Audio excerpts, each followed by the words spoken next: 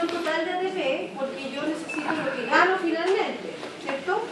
Eso lo tienen que dejar ustedes almacenado ahí en su registro en el caso de que la pregunta dijese cuánto ATP se produce en la glicólisis. Pero si la pregunta es cuánto ATP de ganancia tiene la glicólisis, son 2 ATP. Produce 4. Produce 4. Entonces, nos quedamos en que el proceso se da a cabo en el citosol, ya dijimos que era anaeróbico, que a partir de la glucosa se formaban 2 piruvatos, 2 ATP de ganancia y 2 NADH como transportadores de electrones. Lo dejo ahí porque después tenemos que hacer los recuentos energéticos, entonces vamos a tener que sumar esta energía que se produjo en la glicólisis. ¿Ya? ¿Qué tenemos representado acá? Acá tenemos representado un resumen, ¿cierto?, de lo que vamos a ver ahora. Aquí estaban las 2 vías alternativas, ¿cierto?, que vimos anteriormente.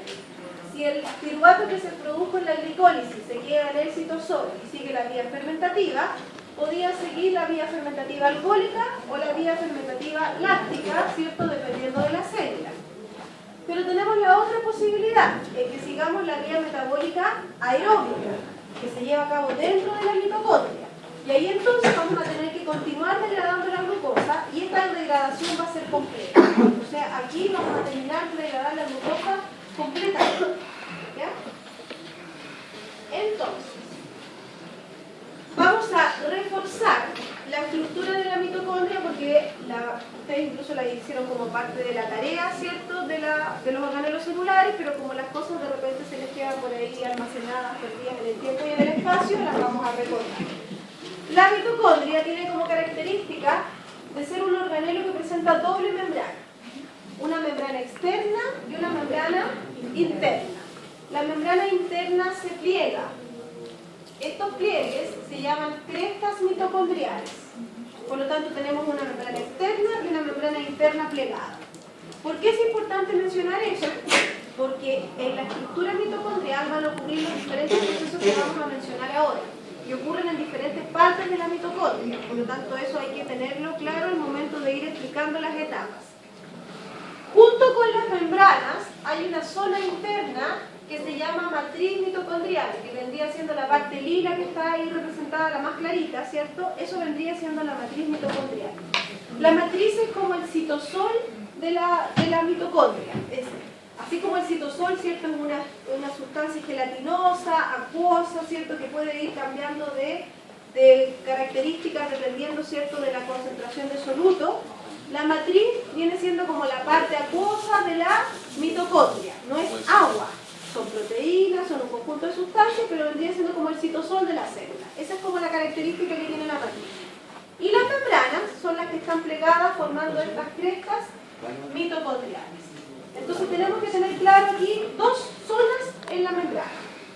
Las crestas mitocondriales, que pertenecen a la membrana interna, y la matriz mitocondrial. Porque cuando vayamos viendo los procesos, yo les voy a decir, esto ocurre en tal parte y esto ocurre en tal parte. Entonces ese proceso hay que tenerlo, esa organización hay que tenerla clara. Las crestas mitocondriales y la matriz mitocondrial. Las crestas son las membranas internas y la matriz es la parte interna de la mitocondria. Vamos entonces a la primera etapa que ocurre dentro de la mitocondria. Pero la segunda etapa del catabolismo de la glucosa. Acuérdense que el catabolismo se inició con la glicólisis. Ahí empezamos. Pero dentro de la mitocondria, esta sería la primera etapa. Eso hay que tenerlo claro también para la prueba. Si me preguntan cuál es la segunda etapa del catabolismo de la glucosa, la segunda etapa vendría siendo esta que vamos a ver ahora. Pero si me preguntan por la primera vía o la primera etapa aeróbica, ahí hay una diferencia, ¿cierto? Dentro del catabolismo de la glucosa, la primera etapa del catabolismo es la glicólisis. Esa es con la que iniciamos. Pero si me preguntan por la vía aeróbica, esta es la que va a ser la primera dentro de la vía aeróbica, porque la glicólisis era anaeróbica, ¿sí? Entonces, la primera etapa dentro de la mitocondria se llama acetilación. ¿Cómo? Acetilación, dentro de la mitocondria. Vamos acá. La acetilación ocurre, acuérdense que en la mitocondria todo esto se considera vía aeróbica. La acetilación se lleva a cabo en la matriz mitocondrial. ¿Ya? Matriz mitocondrial.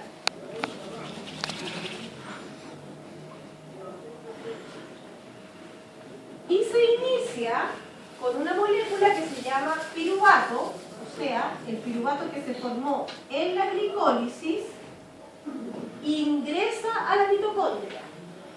El piruvato lo teníamos fuera, ¿cierto? Ingresa a la mitocondria y continúa con este proceso que se llama acetilación. Este piruvato que se formó en la glicólisis, aquí se transforma en una molécula que se llama acetil coenzima A o acetil-CoA, abreviado. Esa es como la abreviación más común que uno va a utilizar. Acetil-CoA. ¿Ya? Ya vamos a ver la imagen allá, quiero hacer el resumen primero.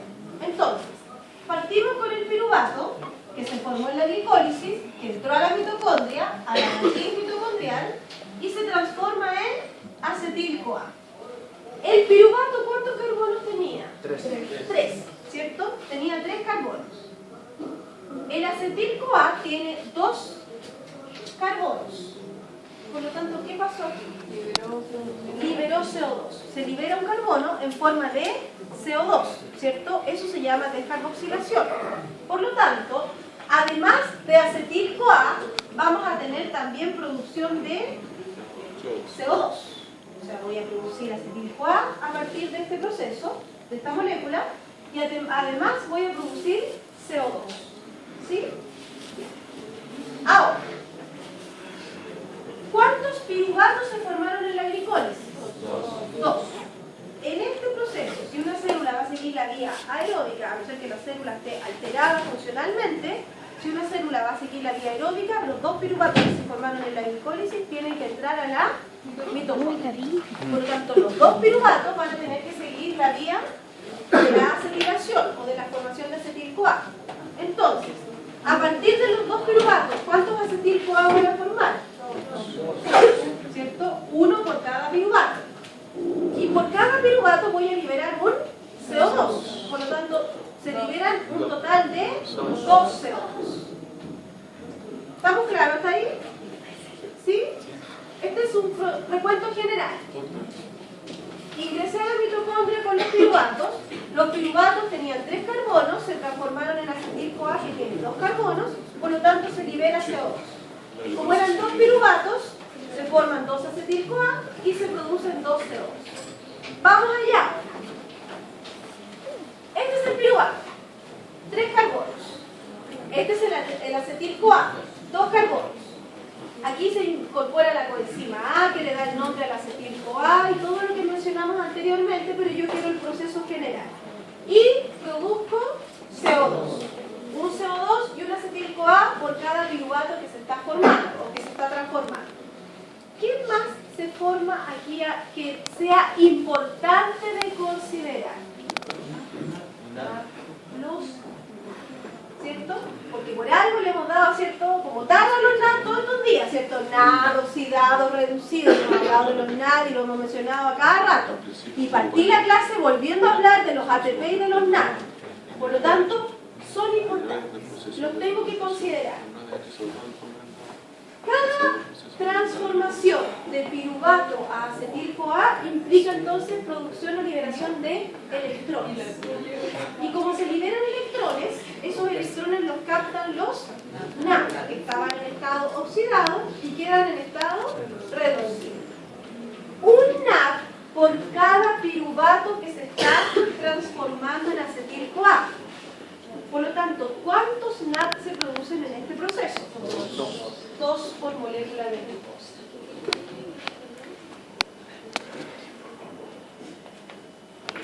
¿Estamos claros? Resumen entonces. Si me preguntan por la acetilación, ¿qué me tendrían que decir? Se produce en la matriz mitocondrial. Se produce en la matriz mitocondrial. Se inicia con el ingreso de los 2 piruvatos. Muy bien. Se inicia con los 2 piruvatos que venían de la glicólisis que entraron a la mitocondria. ¿Qué más? Ya. Produce 2-acetil-CoA, libera 2CO2 como desecho metabólico y genera 2NADH como transportador de electrones. Todavía no hemos dicho nada que vamos a hacer con los NADH. Ahí lo tenemos, ¿cierto? Lo estamos formando solamente, pero los tenemos que tener considerados. Entonces, si yo analizo la siguiente situación, resulta que el piruvato tenía 3 carbonos y ahora el acetil-CoA tiene 2 carbonos. O sea, todavía me quedan 2 carbonos por liberar por cada piruvato que ingresó. No he terminado de degradar la molécula de glucosa completa, porque la glucosa tiene 6 carbonos y yo todavía no he terminado de sacarle todos los CO2 que tengo que sacarle. Entonces, me falta todavía. No he terminado el proceso. Todavía estoy en una etapa intermedia. ¿Cuál es la etapa que sigue?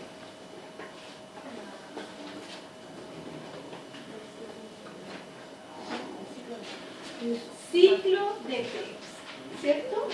Después de la acetilación viene el ciclo de Krebs. Y está aquí en la imagen. Aquí la imagen, ¿cierto? Está en gris, cada una de las etapas, y va resaltada la que estamos viendo. Estamos viendo la acetilación o formación de acetil-CoA, y por lo tanto, estamos en la primera etapa dentro de la mitocondria. Dentro de la mitocondria formamos acetil-CoA. A partir de ese acetil-CoA tenemos que ingresar a la segunda etapa, que es el ciclo de Krebs, o el ciclo del ácido cítrico. Y ahí está el ciclo de Krebs. Por lo tanto, vamos al segundo proceso, que corresponde al ciclo de Krebs. Aquí estaba la acetilación, ahora vamos al ciclo de Krebs. Vamos a analizar el ciclo de Krebs primero, lo vamos a mirar en la imagen y luego vamos a hacer el recuento final del proceso. Nuevamente, igual como lo vimos anteriormente, me interesan los recuentos finales, o sea, que entiendan el proceso. Porque el ciclo completo con marcaje de carbono y todo eso, adivinen dónde lo van a tener que ver. En bioquímica.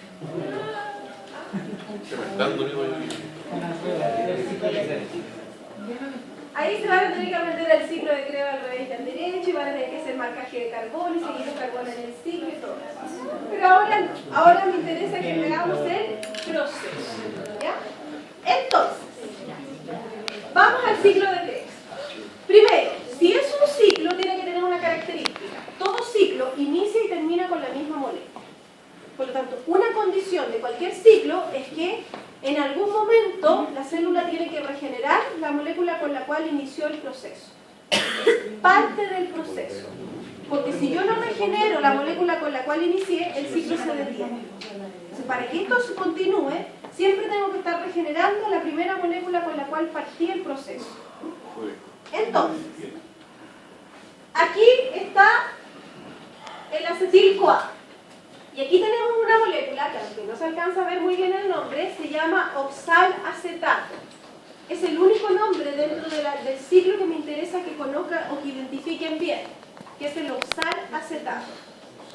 ¿Qué características tiene el oxalacetato? El oxalacetato tiene 4 átomos de carbono. ¿Sí? 4 átomos de carbono, acá, oxalacetato. Se los voy a escribir por acá porque no se ve. Oxalacetato. Voy a ver si la puedo ampliar. Sí.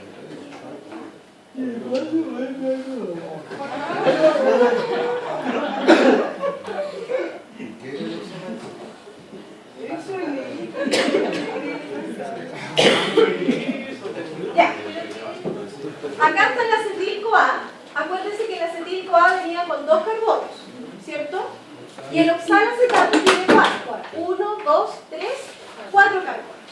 Esta es la molécula con la cual inicio el ciclo. Porque a esta molécula es la cual se une el acetil-CoA. El acetil-CoA ingresa al ciclo de Krebs y se une al oxalacetato. Se juntan las dos. Repito. El oxalacetato tiene 4 carbonos. El acetil-CoA tiene 2.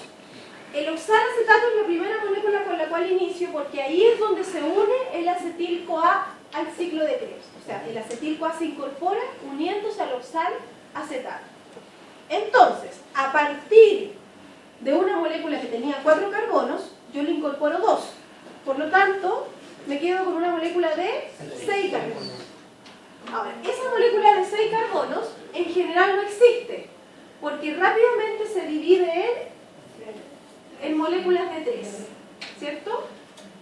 Por lo tanto, voy a tener moléculas de 3 carbonos que se están formando a partir de la incorporación del acetil-CoA.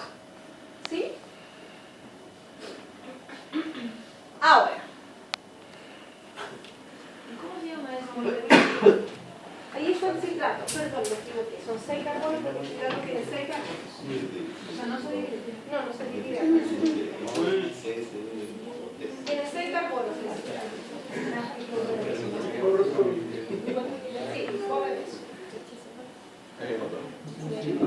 No se divide. Citrato. Se forma citrato que tiene 6 carbonos.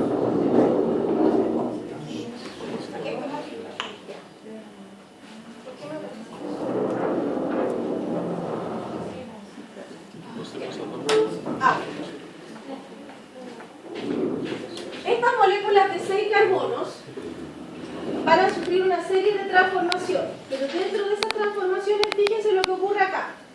Tengo 1, 2, 3, 4, 5 carbonos. Y aquí tenía 1, 2, 3, 4, 5 y 6. ¿Cierto? Por lo tanto, tenía 6 carbonos y ahora tengo 5. ¿Qué ocurrió con esto? Se descarboxiló. O sea, uno de los carbonos de la molécula se libera en forma de CO2, descarboxilación. Y nuevamente voy aquí a esta reacción y tenía 5 carbonos y ahora tengo 4. 1, 2, 3, 4. Por lo tanto, de una molécula de 5 carbonos paso ahora a una de 4. ¿Qué ocurrió nuevamente? Nuevamente se descarboxiló. Entonces, o liberó carbono en forma de CO2. Entonces, partí con una molécula que tenía 6 carbonos, libero un carbono y me quedo con 5. Libero un segundo carbono y me quedo con 4. ¿Cierto? ¿Hay más liberación de CO2 en el proceso? No hay más. ¿Debería haber más liberación de CO2? No, porque me lo que ganó. Muy bien. La acetil-CoA tenía 2 carbonos. Y esos son los que se incorporaron al ciclo. Y resulta que el ciclo de Krebs me liberó 2 CO2. Por lo tanto, ¿puedo seguir sacando más CO2? No puedo. Ya descarboxilé la molécula completa. Entonces, en el ciclo de Krebs, ¿cierto? Vamos a tener producción y ganancia de varias moléculas. Vamos a partir con acetil-CoA como molécula, ¿cierto? El acetil-CoA tiene 2 carbonos. Y en el proceso vamos a liberar 2 carbonos en forma de CO2. ¿Estamos claros? Junto con la liberación de CO2, fíjense lo que ocurre acá.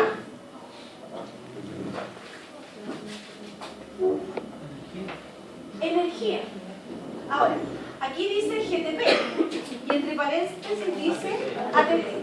El GTP se llama guanosin trifosfato, lo mismo que adenosin trifosfato, que es el ATP, porque en el ciclo de Krebs energéticamente se forma un GTP en vez de ATP, pero energéticamente un GTP es lo mismo que un ATP.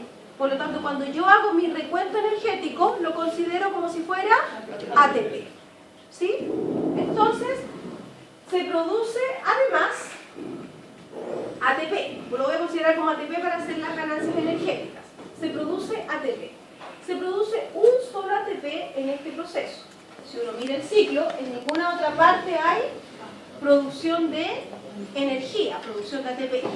Entonces, a partir del acetil-CoA que entró al ciclo, se liberaron 2 CO2 y se produce un ATP. ¿Hay algo más que se produzca que sea importante de considerar en el ciclo? Ya. Los transportadores de electrones. Resulta que de esta liberación de CO2 se liberan electrones. van a dar al NAD.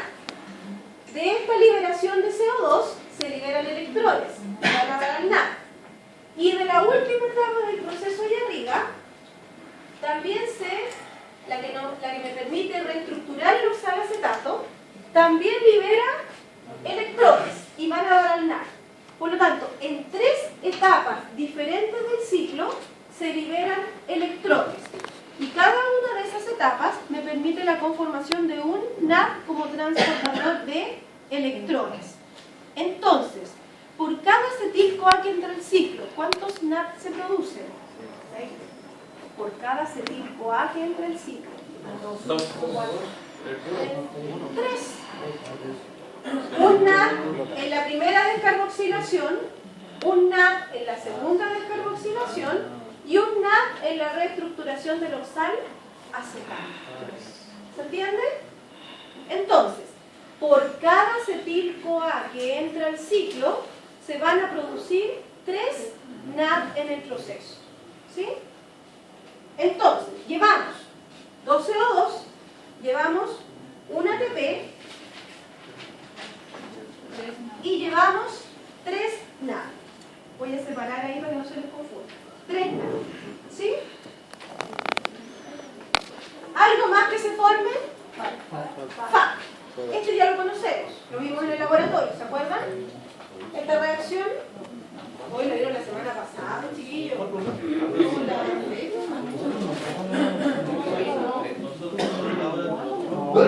En el laboratorio, esto es lo que se ve, pues. En el laboratorio, esta fue la reacción que ustedes hicieron, de succinato a fumarato. Y ahí había una enzima que se llamaba succinato deshidrogenasa, que ustedes la inhibieron con un inhibidor que se llamaba malonato, ¿se acuerdan? Y en ese proceso había liberación de electrones. Esos electrones deberían ir a dar a esta molécula. En este caso los tomó el azul de metileno, y el azul de metileno se redujo y cambiaba de color. Y así ustedes veían el cambio de color en los tubos. Eso fue lo que hicieron en el laboratorio. Esa reacción que está acá, que forma parte del ciclo de Krebs, permite la liberación de electrones. Y por lo tanto, cuando pasamos de succinato a fumarato, esos electrones ¿a dónde van a dar? Alfa, ¿cierto? Alfa. Por lo tanto, por cada acetil-CoA que se esté transformando, que se esté incorporando al ciclo de Krebs, se va a producir un FADH2 como transportador de electrones.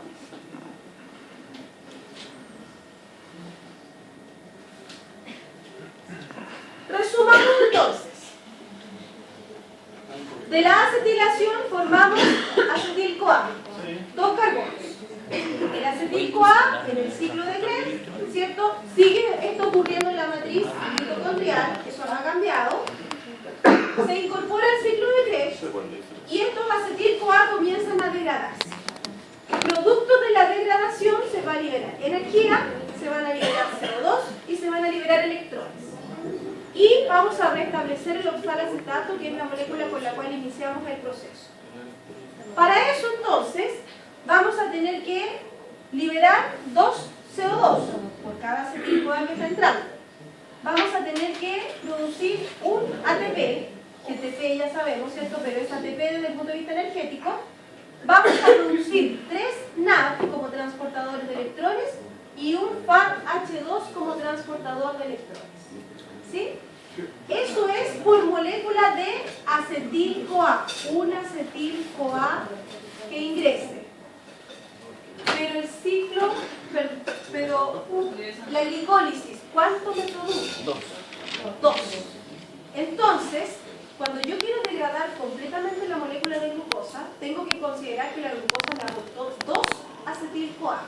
Entonces, cuando yo incorporo 2 acetil-CoA al proceso, ¿cuántos NAD en realidad se van a producir? 6 NAD, ¿cierto? 3 por cada acetil-CoA, 6 NAD. ¿Cuántos CO2? 4 CO2. ¿Cuántos ATP? 2. 1 por cada acetil-CoA. ¿Y cuántos FAD? 1 por cada. ¿Alguien no entendió esto? Repito. Esto es lo que yo acetil-CoA, porque lo que yo veo en el ciclo es un acetil-CoA que ingresa. Profe, lo que no entiendo bien es qué es la diferencia entre el NAS y el ciclo lo entendí, pero... Son transportadores de electrones que tienen niveles energéticos diferentes. Van a producir menos ganancia de energía uno que el otro. Pero la función es la misma. Tomar los electrones y pasar por estados de oxidación y de reducción. Entonces, prácticamente es lo mismo. Es lo mismo. Lo único que los recuentos energéticos de ellos son diferentes, que los vamos a ver ahora. ¿Ya? Entonces, repito. Por cada acetil-CoA que nosotros ingresamos al ciclo, el ciclo nosotros lo vemos por un acetil-CoA. Por eso es que tengo que hacer primero el recuento del análisis de uno. Porque cuando yo hago el análisis en el ciclo, es un acetil-CoA que entra al ciclo. Y por lo tanto, eso implica que voy a producir 3 NAD, 2 FAD, un ATP y un FADA. Pero los que yo formé a partir de la glucosa fueron 2, porque eran 2 piruvatos y por lo tanto 2 acetil-CoA. Entonces, cuando son 2 acetil-CoA los que se están degradando, voy a tener que producir el doble. Voy a tener que producir 6 NAD, 4 CO2, 2 ATP y 2 FAD. ¿Estamos? Si nosotros miramos esto, hemos degradado la molécula de glucosa completa. Porque la glucosa tenía 6 carbonos. Y si yo miro acá, aquí llevo 2. Y aquí tengo 4. Por lo tanto, tengo mis 6 carbonos de la glucosa. O sea, más no le puedo sacar a la molécula de glucosa. La degradé completamente. ¿Sí? Ahora, el punto está en lo siguiente. ¿Cuánto ATP llevo de energía hasta el momento?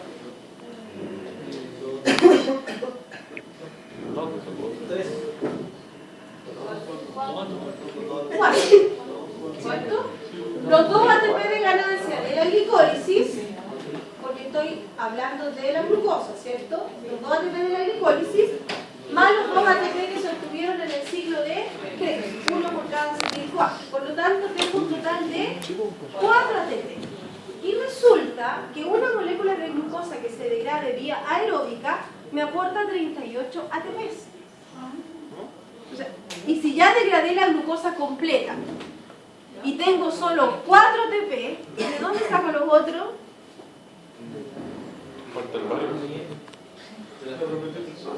De repetir el ciclo. Ya lo degradé, ya, o sea, ya al ciclo ya no le puedo sacar más, no le puedo chocar más.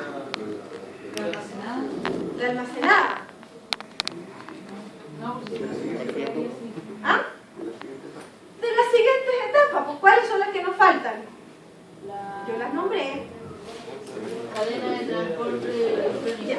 La cadena de transporte electrónicos y la fosforilación oxidativa. No las hemos mencionado, pero resulta que me faltan 34 ATP todavía por completar, porque llevo solo 4 de los procesos y tengo que llegar a 38. Y en estos dos, mire usted, en estos dos, exactamente. Entonces, como información, para que ustedes sepan, cada vez, bueno, voy a rebobinar. La cadena transportadora de electrones y la fosforilación oxidativa son las encargadas de tomar los electrones que están en los transportadores de electrones, de ahí viene el nombre, llevarlos a la cadena y transformarlos en energía. Entonces, los NAD y los FAD que se fueron formando en las diferentes etapas van a transformarse en energía, en ATP. Y eso lo van a hacer en las etapas que siguen. Ahora, como regla, por cada NAD que entregue los electrones a la cadena transportadora, se van a producir 3 ATP.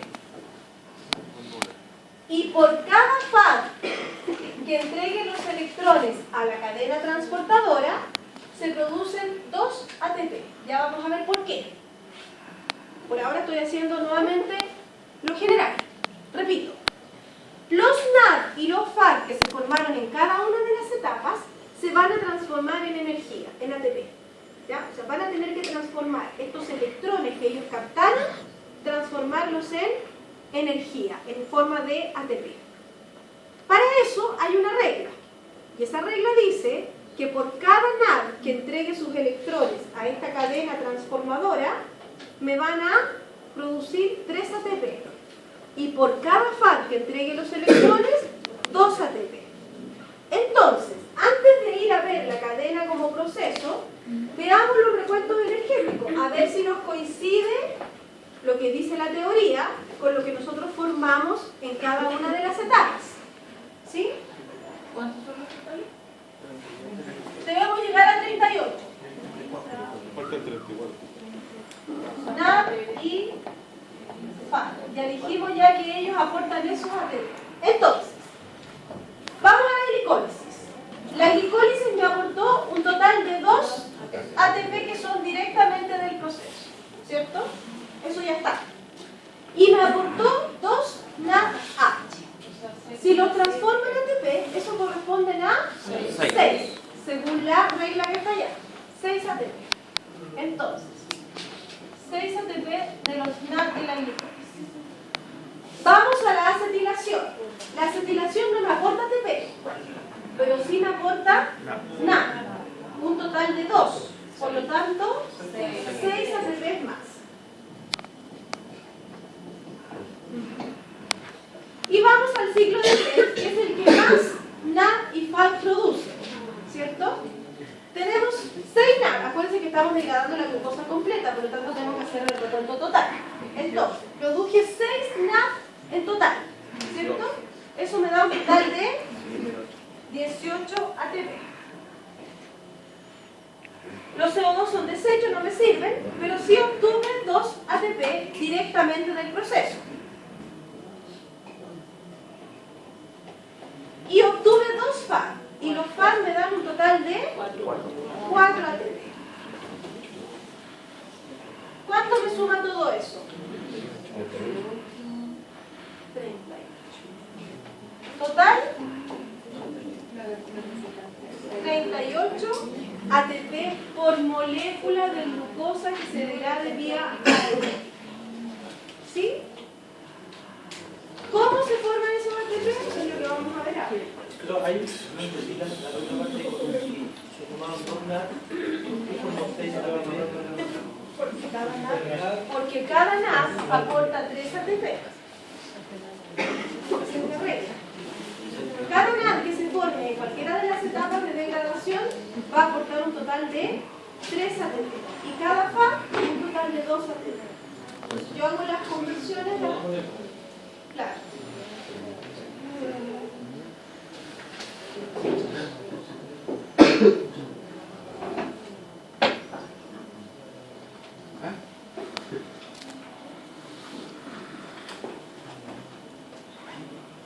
Entonces, aquí está lo que correspondería a la cadena transportadora de electrones, que va acoplada a la última etapa, que es la fosforilación oxidativa. ¿En qué consiste la cadena transportadora? La cadena transportadora primero se lleva a cabo en la membrana interna de la mitocondria. Los dos procesos que vimos anteriormente, la acetilación y el ciclo de Krebs, ocurrían en la matriz mitocondrial. La cadena transportadora ocurre en la membrana interna de la mitocondria. ¿Qué es la cadena transportadora? La cadena transportadora es un conjunto de proteínas que son capaces de oxidarse y de reducirse. Repito, la cadena transportadora es un conjunto de proteínas de membrana que tienen la capacidad de oxidarse y de reducirse. ¿Qué significa que una molécula se oxide o se reduzca? Que gana o pierde electrones, ¿cierto? Entonces, lo que yo tengo acá son estas moléculas transportadoras que van a tener la capacidad de ir traspasando los electrones, porque tienen la posibilidad de oxidarse y de reducirse. Entonces, los NAD o los FAD vienen a la cadena transportadora y le entregan el electrón. La cadena tiene que haber estado en estado oxidado, obviamente, para poder recibir esos electrones. Cuando la primera molécula recibe los electrones que vienen del NAD o vienen del FAD, esa molécula queda reducida. pero la siguiente está oxidada, por lo tanto puede recibirlos. La anterior quedó oxidada nuevamente para recibir nuevamente electrones, pero la que los recibió quedó reducida. Se lo puede traspasar a la siguiente y así vamos generando procesos de oxidaciones y de reducción. El punto es que vamos pasando de moléculas que tienen mayor nivel energético a moléculas que tienen menor nivel energético. Por lo tanto, vamos pasando de un nivel energético alto a un nivel energético bajo. Entonces, cada vez que un electrón se traspasa de una molécula a otra, va perdiendo energía en el traspaso. ¿Para qué quiero esa energía entonces que se libera? ¿Para qué la podré necesitar?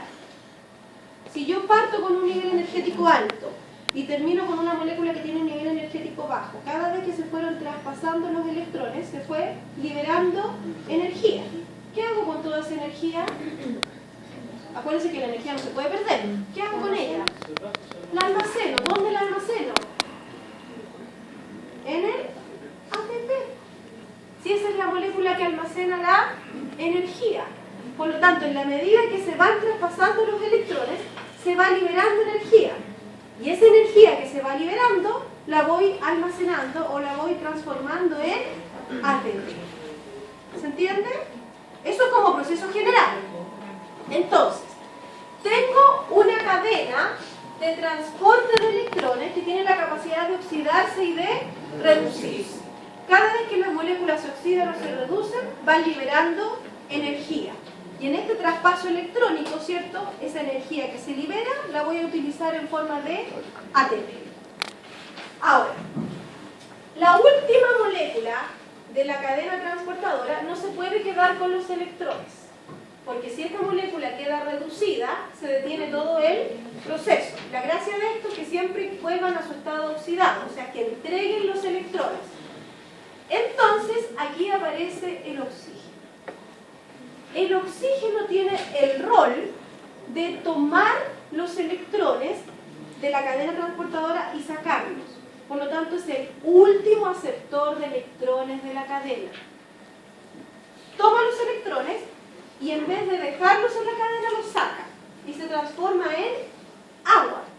Porque como tiene cargas negativas, puede tomar cargas positivas y quedar, ¿cierto?, transformado en agua. Y el agua sale, es desecho metabólico, por lo tanto sale. La gracia es que la cadena quedó nuevamente oxidada y puede seguir recibiendo electrones. Y el oxígeno entonces actúa como último aceptor de electrones. Es como si yo los tomara todos ellos y los ordenara y ellos fueran una cadena transportadora de electrones. Y yo le pasara un saco de arroz a él, al inicio. Y resulta que le paso un saco de arroz, pero ese saco de arroz tiene un agujero, por darles un ejemplo. Entonces yo le entrego a él el saco de arroz que viene con toda la carga de arroz, pero él no se queda con ese saco de arroz, se lo pasa a su compañero. En ese traspaso se va liberando, se va perdiendo, ¿cierto? Él tampoco se queda, se lo pasa al compañero, se va perdiendo. Luego pasa a su compañera, va perdiendo. Pero ella es la última. Si ella se queda con el saco de arroz, no puede recibir el que sigue. Por lo tanto, tiene que sacarlo de ahí. Entonces vengo yo, oxígeno, tomo el saco de arroz y me lo llevo. Por lo tanto, me llevo los electrones y la cadena puede seguir funcionando. Entonces, el último aceptor de electrones de la cadena es el oxígeno. ¿Se entiende? Aceptor de electrones. Ahora, en este proceso hay movimiento de hidrógenos. Estas proteínas son proteínas además que transportan hidrógenos, que bombean, incluso son bombas que bombean hidrógenos. Entonces, además de transportarse electrones, se van bombeando hidrógenos. ¿Y los hidrógenos de dónde provendrán principalmente?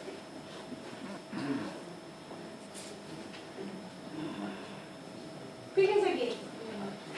¿De dónde provendrán esos hidrógenos?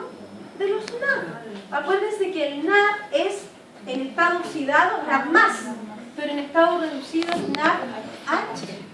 Y el FAD también oxidado es FAD+, pero en estado reducido es FADH. O sea, tienen un hidrógeno incorporado. Entonces, cuando los NAD y los FAD entregan los electrones, también van liberando hidrógenos, ¿sí? Y esos hidrógenos se van bombeando a través de la cadena transportadora. Entonces, ¿cuál es la gracia de esto? Los NAD entregan los electrones al inicio de la cadena. Por lo tanto, la cantidad de energía que ellos acumulan permite la síntesis de 3 ATP. Pero los FAD entregan los electrones en una etapa posterior. Por lo tanto, la acumulación de energía les sirve para la síntesis de 2 ATP. Por eso es que tienen ganancias energéticas diferentes, porque tienen energías potenciales diferentes. Uno entrega los electrones al inicio. Por lo tanto, la energía potencial que tiene me permite la síntesis de 3 ATP. El otro entrega los electrones en una etapa posterior. Por lo tanto, la energía potencial disponible para sintetizar ATP me alcanza para 2 ATP. ¿Entiende? Ahora, ¿hacia dónde se produce este bombeo? Este bombeo de hidrógenos se está produciendo desde la matriz hacia el espacio intermembrana. ¿Se acuerdan que la mitocondria tenía doble membrana? ¿Cierto? Una membrana externa y una membrana interna. Aquí está la cadena transportadora. Los hidrógenos se bombean hacia el espacio intermembrana y ahí comienzan a acumularse. En el espacio intermembrana los hidrógenos se acumulan y esto es como si fuera una olla a presión, porque en la medida que los hidrógenos se acumulan, ¿qué es lo que por lógica debería ocurrir cuando yo tengo gradientes de concentraciones? ¿Cierto? Resulta que yo los bombeo para allá y los empiezo a acumular, y por lógica cuando yo tengo gradientes es que la molécula se devuelva por gradientes de concentraciones. Entonces lo que va a tender a ocurrir es que los hidrógenos que fueron bombeados al espacio intermembrana se van a devolver hacia la matriz mitocondrial. Pero como tienen carga, se devuelven a través de una proteína. Y esa proteína funciona igual como funciona. ¿Han visto funcionar una olla a presión alguna vez en su vida, no? Sí. ¿Cómo se llama esa cosa que gira? El pituto, ya. Esa cosa que gira.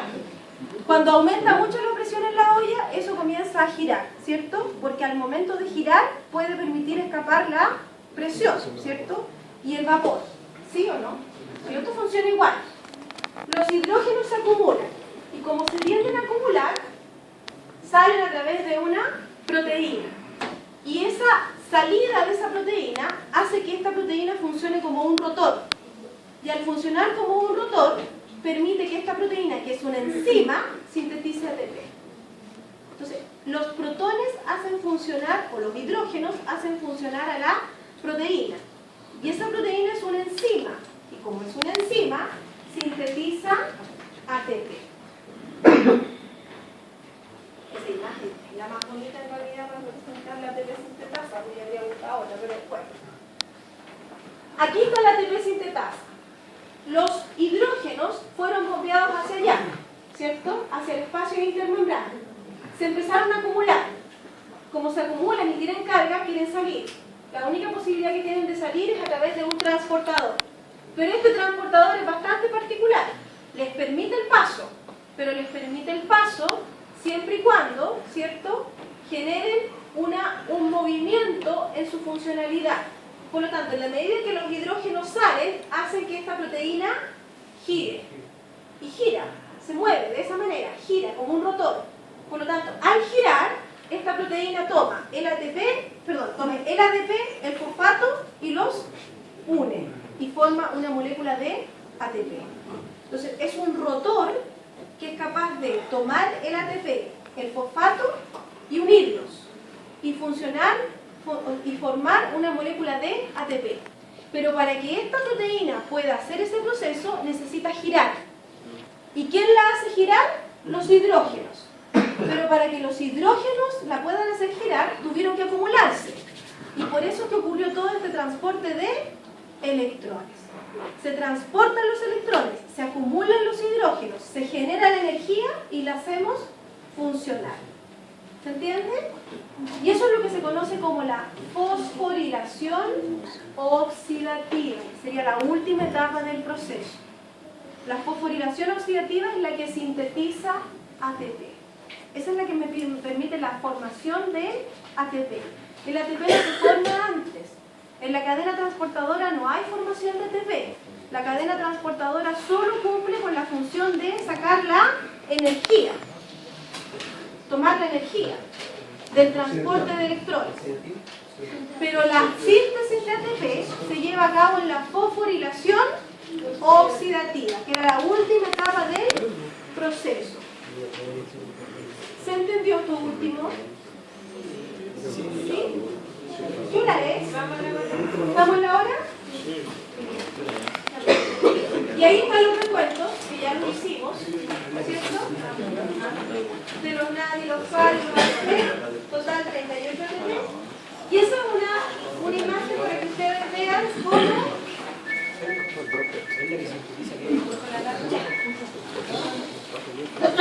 Y aquí una imagen, fíjense, para que hagan la diferencia de lo que aporta una molécula de glucosa y lo que aporta una grasa. Las grasas son triglicéridos. Están formadas por 3 ácidos grasos. Y los ácidos grasos pueden tener 20, 30, 40, 60, 80, 100, 120 átomos de carbono. Entonces, ¿qué es lo que hace la célula? Hace un proceso que se llama beta-oxidación. En el fondo, la beta-oxidación es transformar, por ejemplo, si yo tengo un ácido graso que tiene esta cantidad de carbonos, lo que hace es cortarlos en carbonos de A2. Y cada uno de esos carbonos los transforma en acetil-CoA. Por lo tanto, si yo tengo un ácido graso que tiene 20 átomos de carbono, puedo formar 10 acetil-CoA. Y cada una de ellas va a ir a los procesos de degradación que vimos anteriormente. Por lo tanto, la cantidad de energía que yo puedo obtener a partir de los lípidos es mucho mayor que la que yo puedo obtener a partir de una molécula de glucosa. Fíjense que estoy hablando de un ácido graso con 20 átomos de carbono.